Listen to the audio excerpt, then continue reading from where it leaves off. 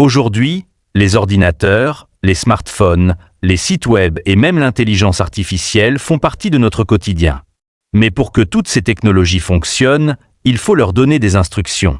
Ces instructions sont écrites grâce à ce qu'on appelle les langages de programmation. Dans cette vidéo, nous allons retracer l'évolution des langages de programmation depuis les débuts de l'informatique jusqu'aux langages modernes utilisés aujourd'hui. Les débuts de la programmation. Le langage machine.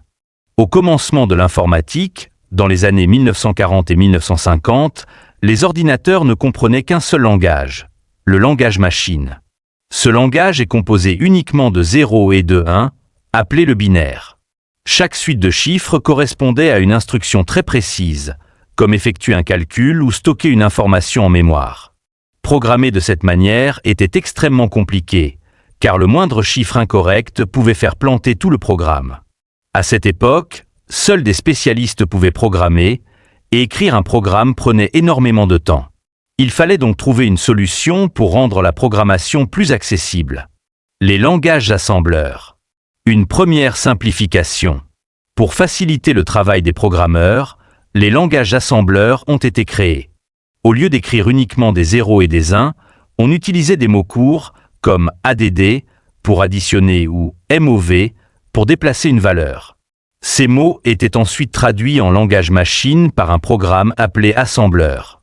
Cela rendait le code un peu plus lisible, mais il restait très proche du fonctionnement interne de l'ordinateur. Le principal problème était que chaque type de machine avait son propre langage assembleur.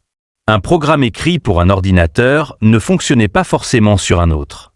L'apparition des langages de haut niveau. Dans les années 1950 et 1960, une grande révolution a lieu avec l'apparition des langages de haut niveau.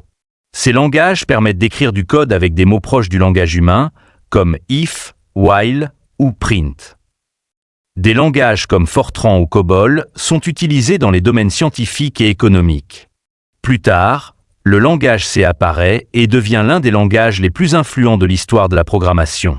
Les langages de haut niveau présentent plusieurs avantages. Ils sont plus faciles à comprendre, plus rapides à écrire et surtout portables, c'est-à-dire qu'un même programme peut fonctionner sur plusieurs machines. Internet et la démocratisation de la programmation. Dans les années 1990 et 2000, l'arrivée d'Internet transforme complètement l'informatique.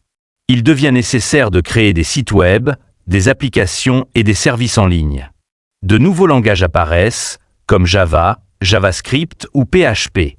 Java permet de créer des programmes utilisables sur différents systèmes, tandis que JavaScript rend les pages web interactives.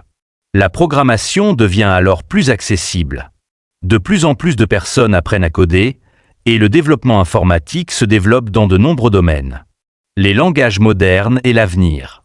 Aujourd'hui, on utilise des langages modernes comme Python, Swift, Kotlin ou Rust. Ces langages sont conçus pour être simples, efficaces et sécurisés. Python, par exemple, est très apprécié pour sa lisibilité et sa facilité d'apprentissage. Il est largement utilisé dans l'intelligence artificielle, l'analyse de données et l'automatisation. L'objectif des langages actuels est clair. Écrire moins de code, éviter les erreurs et gagner du temps. À l'avenir, avec l'évolution de l'intelligence artificielle, programmer pourrait devenir encore plus intuitif, en décrivant simplement ce que l'on souhaite que l'ordinateur fasse. Conclusion. En résumé, les langages de programmation ont évolué du langage machine, très complexe, vers des langages de plus en plus simples et puissants. Cette évolution a permis à l'informatique de devenir accessible à tous et de transformer le monde dans lequel nous vivons aujourd'hui.